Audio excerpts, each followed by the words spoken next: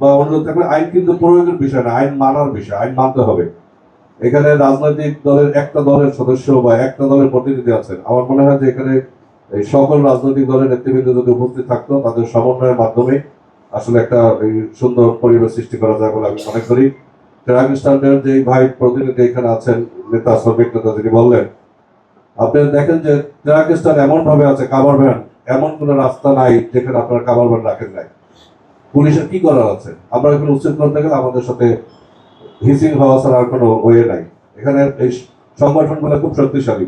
অতএব এটা আপনাদের মাধ্যমেই, আপনারা যারা নেতৃবৃন্দ আছেন আপনারা তাদের সাথে বসেন, আমাদেরকে সাথে নেন, আপনারা একটা সিদ্ধান্ততে আসেন। পরবর্তীতে যদি সেই আইন না মানে, তখন এখানে আমরা প্রয়োগে যাব। তো এই বিষয়গুলা মাননীয় সংসদ সদস্য যিনি আছেন, আমার পক্ষ থেকে আমি মনে করি তেজগাঁ শিল্পাঞ্চল থানার যে অপরাধের বিষয়গুলো নিয়ে আসছেন, অপরাধ তুলনামূলক নিয়ন্ত্রণে।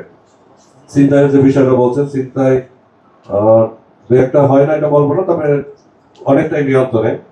তেমন কোনো একটা আগের মতো সেই পরিবেশ এখন আর নাই। মারামারি বা হানাহানি টুকিটাকি যা ছিল সেটাও নিয়ন্ত্রণে চলে আসছে। আশা করি ভালো থাকতে পারবো, আপনার সুদৃষ্টি এবং সবার সহযোগিতা নিয়ে যত্ন করবো, এই আশা করি।